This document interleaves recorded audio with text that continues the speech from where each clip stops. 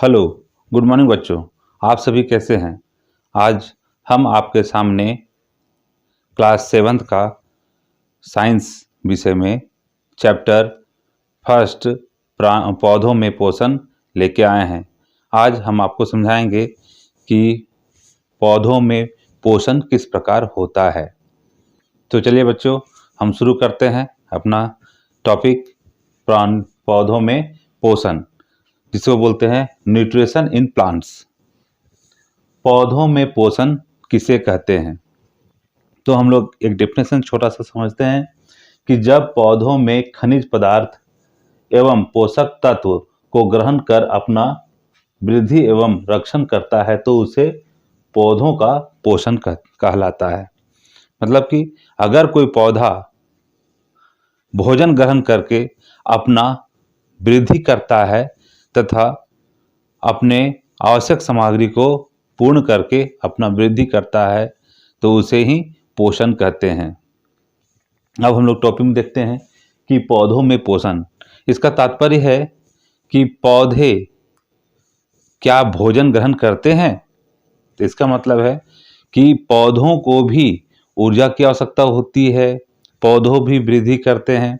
पौधे वृद्धि के साथ साथ अन्य प्रकार के जैविक प्रक्रम करते हैं, तो ये सभी प्रक्रम के लिए उन्हें भोजन की आवश्यकता होती है।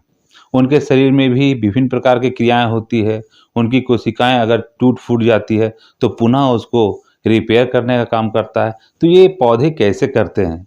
ये पौधों को करने के लिए उन्हें अत्यधिक ऊर्जा की आवश्यकता होती है। और यह ऊर्जा उन्हें कैसे मिलता है? पौधों हो या कोई भी प्राणी हो, उन्हें अपने आप को वृद्धि करने के लिए या अपने जीवन काल में सूक्ष्म जीवों से लड़ने के लिए उन्हें ऊर्जा की आवश्यकता होती है, और यह ऊर्जा उन्हें भोजन से ही मिलता है। तो भोजन एक ऐसा कारक है जो किसी भी जीव जंतु हो या पादप हो, तो पादप में वह ऊर्जा का उपयोग करके अपने शारीरिक वृद्धि में इसका उपयोग करते हैं, और पौधों को यह ऊर्जा उन्हें वृद्धि में मदद ही करता है, साथ साथ उनके विभिन्न प्रकार के क्रियाकलापों में भी मदद करता है। तब आया कि यह पौधे अपना पोषण कैसे प्राप्त करते हैं, अपना भोजन निर्माण कैसे करते हैं। तो पौधे अपना भोजन निर्माण प्रकाश संश्लेषण के माध्यम से करते हैं, और यह प्रकाश संश्लेषण कैसे होता है उनके शरीर में, यह हम लोग आगे देखते हैं। पौधे अपना भोजन प्रकाश संश्लेषण के माध्यम से प्राप्त करते हैं। प्रकाश संश्लेषण किसे कहते हैं? देखिए, प्रकाश संश्लेषण वह प्रक्रम होता है जब पौधे सूर्य का प्रकाश, कार्बन डाइऑक्साइड, खनिज पदार्थों का उपयोग कर अपना भोजन निर्माण करता है। वह प्रक्रम प्रकाश संश्लेषण कहलाता है। इसका एक फार्मूला भी है 6CO2 + 12H2O, और सूर्य के प्रकाश की उपस्थिति में और साथ में क्लोरोफिल की उपस्थिति में यह बनाएगा 6C6H12O6 + 6O2 + 6H2O। यह पौधे अपना भोजन निर्माण में इन रासायनिक प्रक्रमों के माध्यम से यह भोजन का निर्माण करता है। अब हम लोग देखेंगे कि पौधों में खाद्य संश्लेषण का प्रक्रम कहाँ होता है। ठीक है, पौधे जो अपना भोजन निर्माण करते हैं, यह भोजन उनके पत्तियों में होता है। जैसे हम लोग देखते हैं घरों में खाना बनाने की सामग्री का उपयोग रसोई में रखे हुए सामग्री से किया जाता है। रसोई घर में अलग अलग प्रकार के पदार्थ पाए जाते हैं, अलग अलग प्रकार के अनाज पाए जाते हैं, जिनके मिश्रण से भोजन का निर्माण किया जाता है। उसी प्रकार से पौधों में भी एक खाना बनाने का स्थान होता है, जिसे हम लोग कहते हैं पत्तियों में। पौधे अपना भोजन निर्माण पत्तियों में करते हैं और विभिन्न विभिन्न कारकों के उपयोग से अपना भोजन निर्माण करते हैं। जैसे पौधे अपना भोजन सूर्य का प्रकाश का उपयोग करके बनाते हैं, खनिज पदार्थ जिसे उन्हें मिलता है भूमि से, कार्बन डाइऑक्साइड का उपयोग करते हैं। तो ये सभी कच्ची सामग्री का उपयोग करके पौधे अपना भोजन निर्माण करता है। साथ में पत्तियों में क्लोरोफिल पाया जाता है। यह क्लोरोफिल को बोलते हैं हरित लवक भी कहते हैं। यह क्लोरोफिल पौधों में इन खाद्य पदार्थों की उपस्थिति में अपना भोजन निर्माण करता है। क्लोरोफिल पत्तियों के रंध्रों में पाया जाता है। रंध्र जिसको हम लोग बोलते हैं स्टोमेटा, यह पौधों के स्टोमेटा रंध्र में पाया जाता है, जिनमें पौधे अपना भोजन निर्माण करता है। तो यह निर्माण प्रक्रिया पौधा का पूर्ण रूप से पत्तियों में चलता है और वह होता है सूर्य की उपस्थिति में।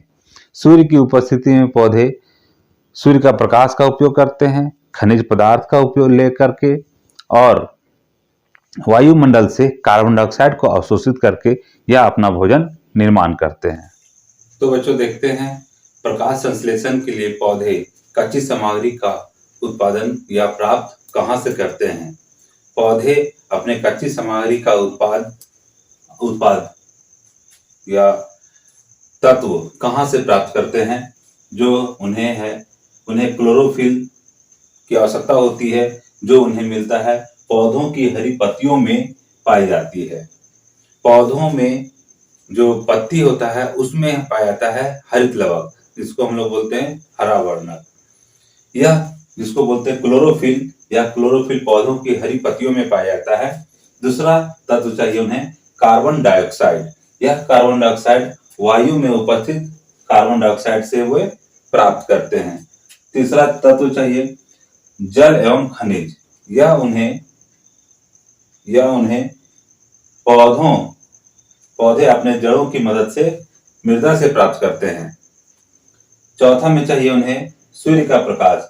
सूर्य का प्रकाश उन्हें मिलता है सूर्य से, और इन सभी कच्ची पदार्थों का उपयोग करके पौधे अपना भोजन निर्माण करते हैं।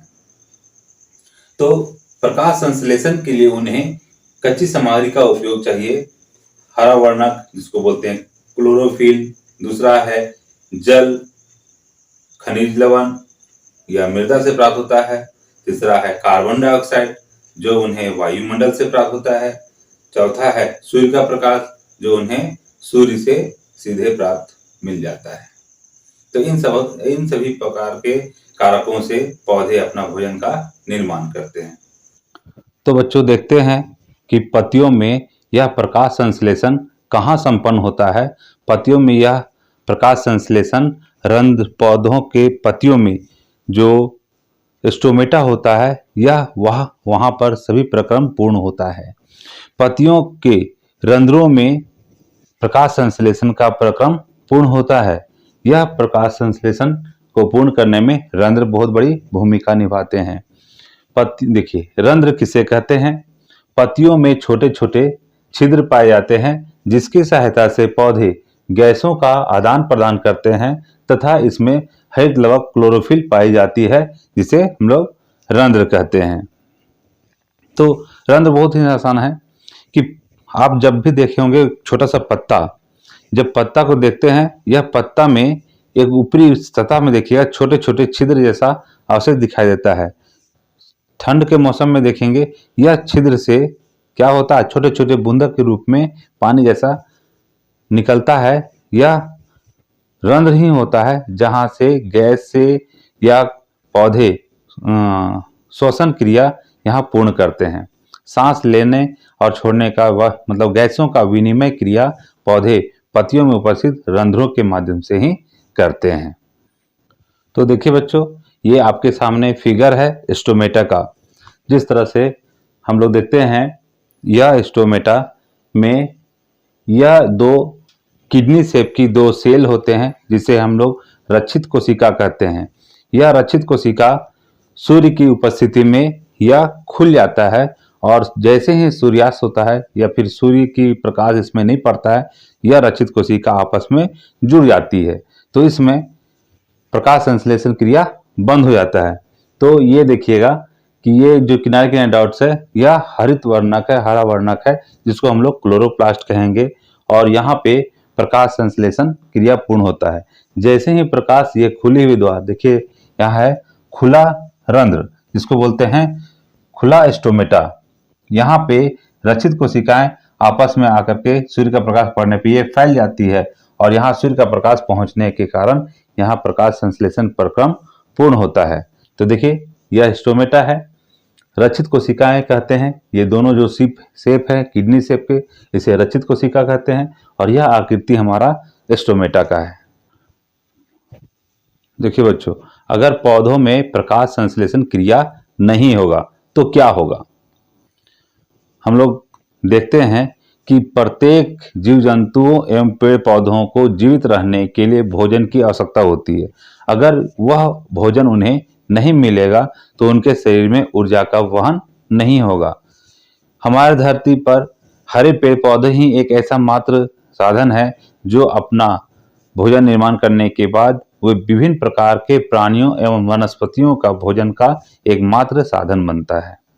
तो हरे पेड़ पौधे अगर अपना भोजन नहीं बनाएंगे तो विभिन्न प्रकार के जीव जंतु जो धरती पर अभी तक विद्यमान हैं उन्हें भोजन नहीं प्राप्त होगा, जिससे धीरे धीरे हमारी धरती पर जीव जंतुओं की विलुप्ति हो जाएगी।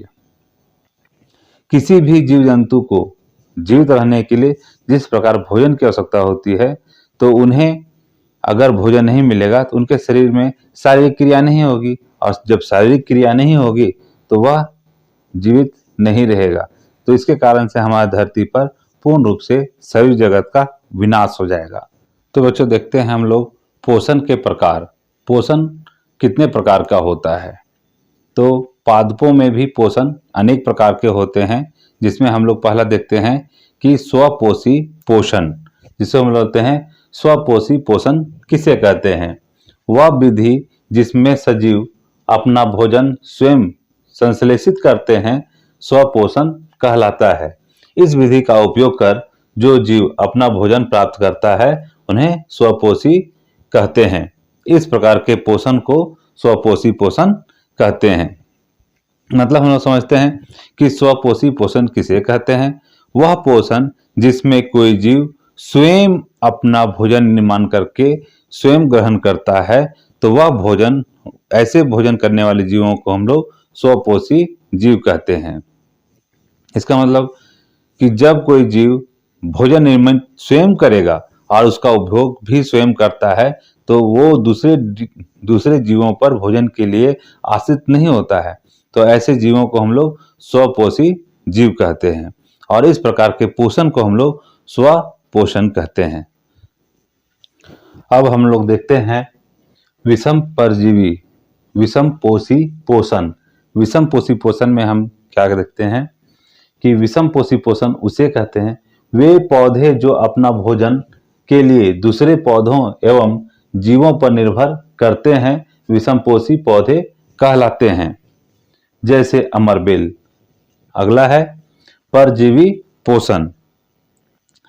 पोषण की वह विधि जिसमें प्राणी अपना भोजन अन्य जीवित प्राणियों के शरीर से प्राप्त करता है, परजीवी पोषण कहलाता है। जैसे अमरबेल तथा परजीवी मिस्टो तथा रेफ्लोसिया, ये दो पौधे हैं जो दूसरे पौधे पर निर्भर होकर अपना भोजन निर्माण करते हैं। साधारणतः हम लोग जानते हैं, सिंपल से लैंग्वेज में देख लेते हैं, विषम पोषी पोषण कि वह पोषण जो जीव अपना भोजन के लिए दूसरे अन्य जीवों पर निर्भर करता है, वह अपना भोजन स्वयं नहीं बना सकता है, वह दूसरे पौधे से प्राप्त करता है किसी रूप से। जैसे आप देखते हैं कि किसी पौधा के ऊपर, बहुत से पौधे होते हैं, उसके ऊपर छोटे छोटे शाखाओं वाले पीले पीले रंग का एक, जिसको बोलते हैं धागा जैसे संरचना वाले पौधे लगे होते हैं या जुड़े होते हैं, उसे अमरबेल कहते हैं। यह अमरबेल पौधों में अपना चूसकांग को प्रवेश करवा देते हैं, जिससे पौधों से यह भोजन, खाना पानी को प्राप्त करता है और अपना भोजन प्राप्त करता है। यह भोजन प्राप्त करके अपनी वृद्धि लगातार करते रहता है, इसलिए इस पौधे को हम लोग विषम पोषी पोषण भी कहते हैं। एक और जी है कि परपोषण, परजीवी पोषण क्या है कि जब पोषण की वह विधि जिसमें प्राणी अपना भोजन अन्य जीवित प्राणियों के शरीर से प्राप्त करता है, परजीवी पोषण कहलाता है। तो ये भी उसी प्रकार का पोषण है। यह पोषण के लिए किसी जीव को दूसरे जीवों के शरीर से अपना पोषण प्राप्त करता है। जैसे हो गया परजीवी पोषण में मिसल्टो और रेफ्लेसिया, ये दो पौधे हैं जो दूसरे पौधों से अपना पोषण प्राप्त करता है। इसको नोट कर लीजिए। नेक्स्ट हम लोग देखते हैं कि मृत जीवी पोषण किसे कहते हैं। मृत जीवी पोषण की वह विधि जिसमें प्राणी अपना भोजन मृत एवं विघटित जैविक पदार्थों से प्राप्त करता है, मृत जीवी पोषण कहलाता है। जैसे फफूंद तथा मशरूम, इसके या इसे हम कहते हैं मृत जीवी पोषण। मृत जीवी पोषण में एक जीव जो मृत अवशेषों को विघटित करके उसे भोजन प्राप्त करता है, वैसे जीवों को हम लोग मृत जीवी या मृत पोषण कहलाता है। साधारणतः हम लोग देखते हैं कि बरसात के मौसम में चारों तरफ वायु में नमी होता है, जिसके कारण से यह सूक्ष्म जीव विभिन्न प्रकार के खाद्य पदार्थ या कपड़ा का टुकड़ा या चमड़ा या कोई खाद्य पदार्थ है उसके ऊपर धीरे धीरे करके रुई के समान उगना शुरू कर देता है और यह उन्हें विघटित करके नष्ट कर देता है। तो ऐसे जीवों को हम लोग कहते हैं मृत जीवी, जो किसी जीव जंतुओं के मृत अवशेष को विघटित करके पुनः उसे रूपांतरित मृदा में निर्मित कर देता है। तो मृत जीवी में हम लोग यह देखते हैं कि यह पूर्णतः वैसे जीव होते हैं जो मृत जीव जंतुओं के मृत अवशेषों से प्राप्त करते हैं। ऐसे पोषण को हम लोग मृत जीवी पोषण कहते हैं। इसके बाद हम लोग देखते हैं कि सहजीवी पोषण किसे कहते हैं। वह पोषण जिसमें कोई जीव किसी जीव से भोजन प्राप्त करता है तो उसके बदले में उन्हें वे पोषक तत्व उपलब्ध करवाते हैं। ऐसे पोषण को सहजीवी पोषण कहते हैं। जैसे राइजोबियम नामक जीवाणु। हम लोग सहजीवी पोषण कहते हैं कि अगर कोई जीव किसी से पोषण अगर प्राप्त करता है तो उसके बदले में वह उसे पोषक तत्व के रूप में उपलब्ध कराता है।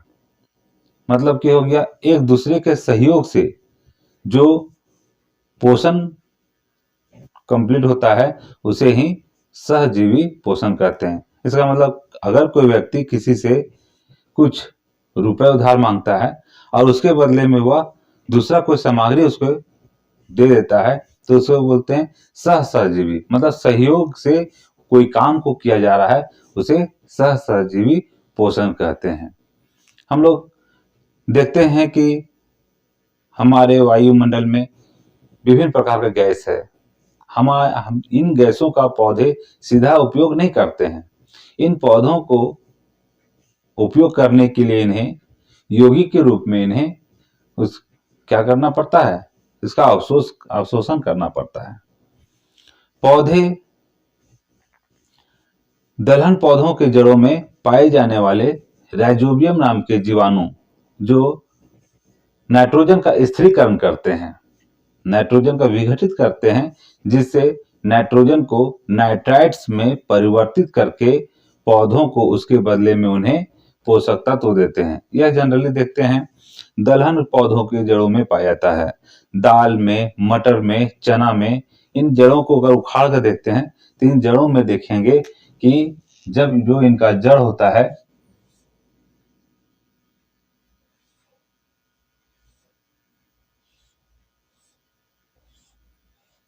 ये जड़ों में ये छोटे छोटे गिठान के रूप में होते हैं और यह गिठान में राइजोबियम नाम के जीवाणु होते हैं जो वायुमंडल से नाइट्रोजन को लेकर के यह उनका स्थिरीकरण करते हैं और इसके बदले में पौधा से खाना पानी लेते हैं, खाना का अवशोषण करता है और उसके बदले में पौधों को वह पोषण प्रदान करता है। तो इस प्रकार के जीवों को हम लोग सहजीवी पोषण कहते हैं। इसके बाद हम लोग एक और देखते हैं कि कुछ पौधों में एक प्रजाति होती है जिसको हम लोग बोलते हैं कीटभक्षी पौधा। कीटभक्षी पौधा किसे कहते हैं? जब कोई पौधा किसी कीट को ग्रहण करके अपना भोजन प्राप्त करता है, ऐसे पौधे को हम लोग कीटभक्षी पौधा कहते हैं। कीटभक्षी पौधा को घटपर्णी पौधा भी कहा जाता है। घटपर्णी पौधा में होता क्या है, एक एक जो पौधा होता है, एक ऐसा आकृति में होता है, ठीक है, और इसमें कुछ तरल पदार्थ होते हैं, है ना, ये पौधे के होते हैं। और यह पौधा में अगर ये पत्ता होता है जो इन्हें प्रोटेक्शन काम करने का काम करता है, जब इसमें कोई छोटा छोटा कीट उड़ता हुआ इसमें अगर प्रवेश करता है, इसमें तरल पदार्थ होता है, यह तरल पदार्थ को कीट पानी के खोज में, पानी पीने के आशय से इसमें प्रवेश करता है, और जैसे ही यह प्रवेश करता है इस घटपर्णी पौधा में, तो यह ऊपर से जो पत्ता होता है वो ढक्कन बंद कर देती है, और यह जो कीट इसमें पड़ेगा वह कीट के शरीर को विघटित करके वह अपना पोषण प्राप्त करते हैं। इसलिए इस प्रकार के पौधों को हम लोग कीटभक्षी पौधा भी कहते हैं या घटपर्णी भी कहते हैं। इसके बाद हमारा पूरा चैप्टर समाप्त होता है। तो इस चैप्टर समाप्त होते ही आपसे यह रिक्वेस्ट करते हैं कि आप हमारे चैनल को सब्सक्राइब करें, शेयर करें और कमेंट जरूर करें, जिससे हम अगला वीडियो नए चैप्टर के लिए ला सकें। Thank you.